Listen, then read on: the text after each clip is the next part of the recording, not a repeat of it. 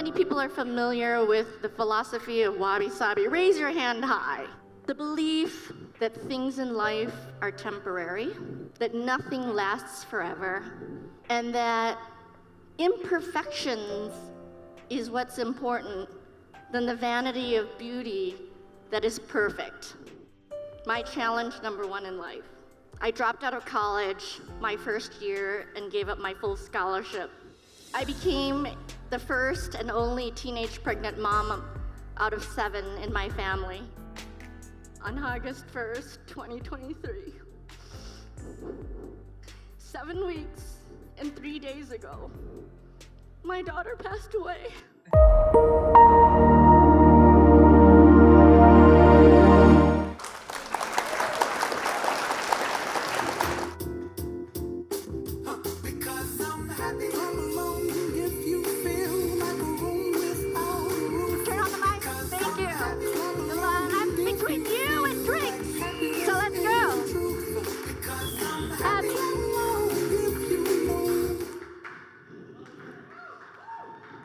So I'm between you and drinks. Thank you, Lakshmi, for making me last. But hopefully you'll get something out of this talk. I've been a big fan. I think I'm the only Vietnamese, too, by the way, in the room. And it's the first 24 hours of my first time in India. So thank you. So, wabi-sabi. How many people are familiar with the philosophy of wabi-sabi? Raise your hand high. Okay. And you can hear me okay? I've become a really big fan over the last few years, and especially over the last few weeks, of this concept of wabi-sabi that comes from Japan, and I'm not Japanese. The belief that things in life are temporary, that nothing lasts forever, and that imperfections is what's important than the vanity of beauty that is perfect.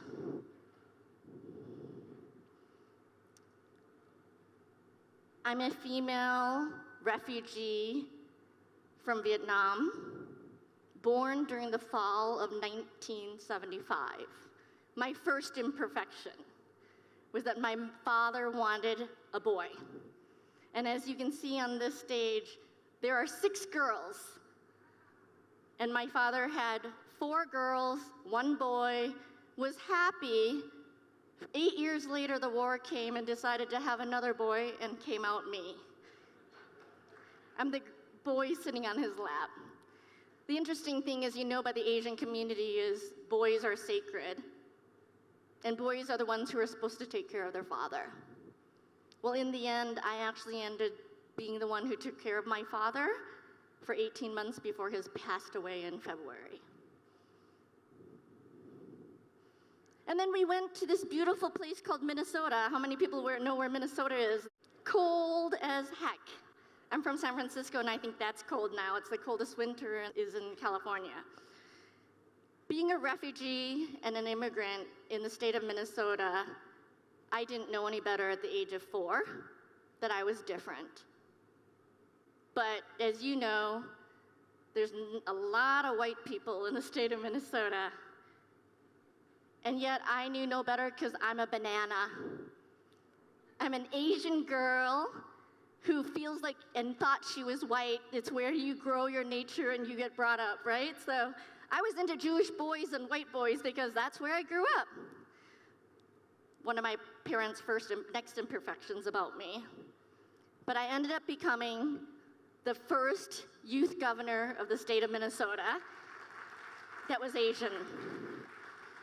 I started college at the age of 16 to save my parents' money because we had no money. But I'm most proud of the fact that I became youth governor because I believed in politics and I wanted to become the first president of the United States that was an immigrant by changing the 22nd Amendment. And I still want to change it. I loved debate. I loved politics. I loved the American dream.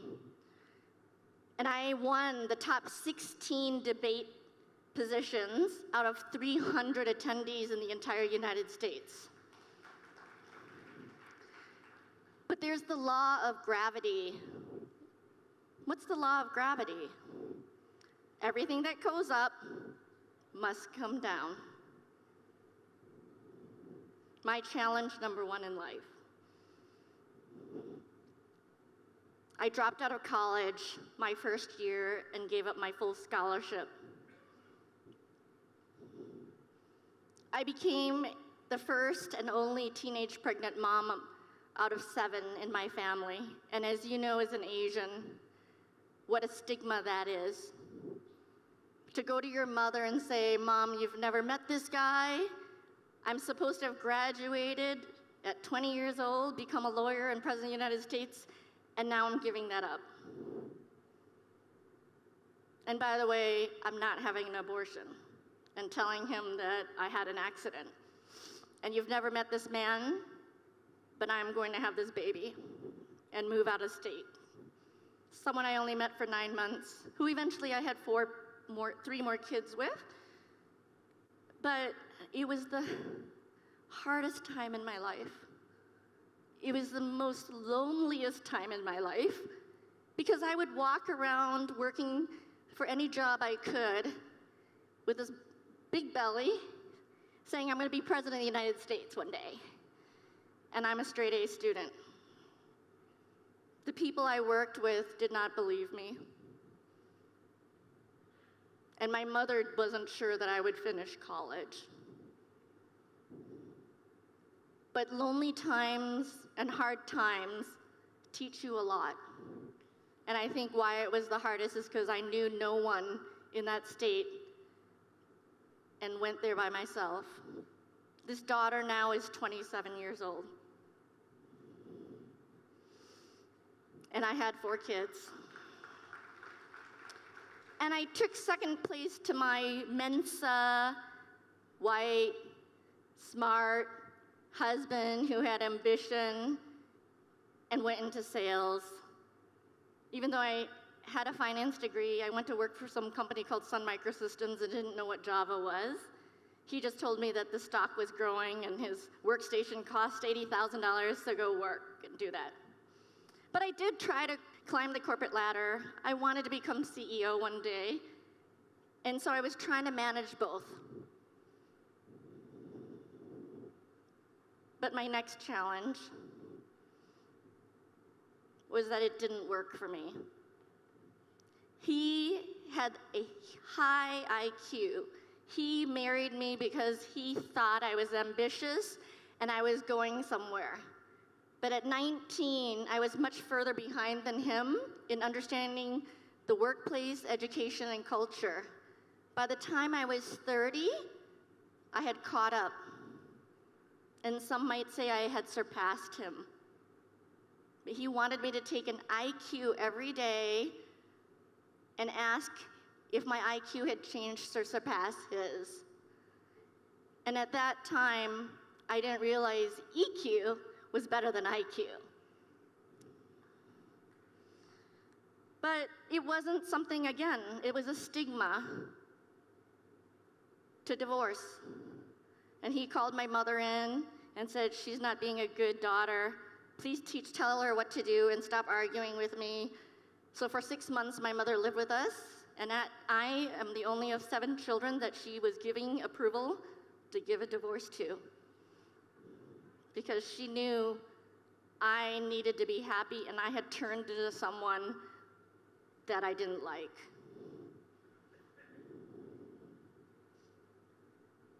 So during the time of my divorce, I just felt I wanted to become C-suite. John W. Thompson, the gentleman chairman who put Satya in at Microsoft, was one of my mentors. I thought I was going places quickly, and it didn't turn that way. So I started Oak Rocket because a gentleman knew me and said, you know what, that dream you had isn't going to work out. You break the rules too much, you're too opinionated, and maybe you'd be a better entrepreneur because you're smart enough.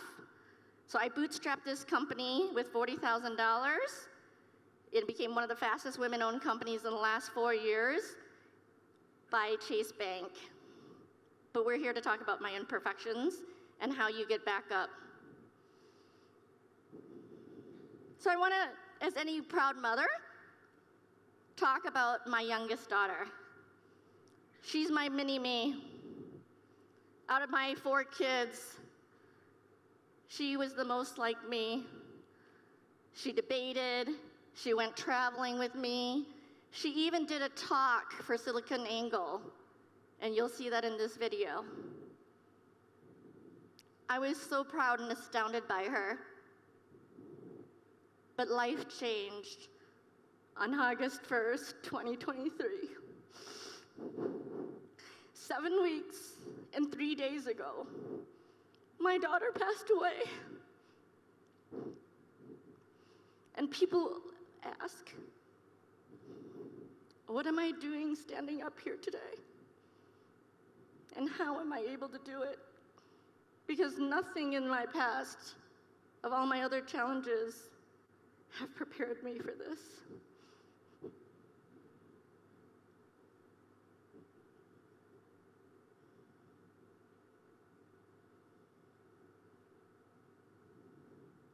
But life has to go on. I have 3 other children.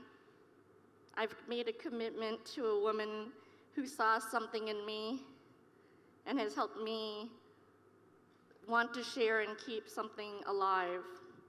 So why and how could I move forward so quickly on this last tragedy than I did in the last others? Lesson number 1, surround yourself with people who see you more than you see yourself. Thank you, Lakshmi. For those who saw me being an entrepreneur, for those who saw me being a governor, my mom and dad, ignorance is bliss, told my representative I was wasting my time, I would never win, and I wasn't washing enough dishes and working in the restaurant. My YPO family, my Harvard family, flew in, the global chairman of the board flew in 2 days after my daughter died and said, I don't care if you don't open your door. I know you're gonna feel my energy, I'm dropping up food, and I'm there for you. So although being pregnant was hardest for me than this situation, it's because of the community I have built and have been so lucky to meet over the past 27 years. Lesson number 2, when you know to leave mentally and continue to learn, you need to know when to leave mentally, not just physically. I tried to divorce him for 4 years, it didn't work. Mentally means being able to really believe that you can do something and move on. That doesn't mean you don't feel anymore, but it means you can move on. When I was youth governor, before I got pregnant, I wanted to go to Harvard. So at the age of 42, I was able to get a scholarship to Harvard. And I think continual learning is so important. Doing a speech like this, because I did NLP, Neuro-Linguistics Reprogramming, which teaches you how to rethink your mind, that I'm not stupid, like my husband wanted me to feel. Even though he said, you can run your own startup, sure, we can agree to that. And I said, let me guess, you want to be chairman of the board? That won't work, because they're still suffocating you. NLP, from books like Untethered Soul, Landmark Forum, gets you to rethink things like anger. I was so angry. But anger is like a poison pill that you swallow and you expect the other person to die. But all you're doing is creating cancer and illness within yourself. Those are the things that NLP teaches you, and I have learned in the last 14 years of divorce to help me get out of my own box. And parenting, it's the hardest thing in the world. This young daughter of mine, the other 3 were the easiest. I say she was 3 times worse than my other 3, but she was also my best friend. And lesson number 3, live a life powerfully and when you love. And who best to tell you this than my own daughter? My mother has taught me to never let anyone tell me what I can and cannot do. She teaches me that there is no limit, that possibilities are endless despite any given circumstance. She's proved that even through hardships, you can make a difference. Nothing would mean anything if I wasn't living a life I loved. This is life, not heaven, and we're not meant to be perfect. We are meant to sing, we are meant to dance, get funky, as some may say. Nobody should waste their time being unhappy. Go make changes and stay true to yourself. What was seen as her imperfections actually was what made her beautiful. Now that she has passed away, we love and can't help but share those many stories of her consistent courage, boldness, and all of her imperfections that made her my wabi-sabi.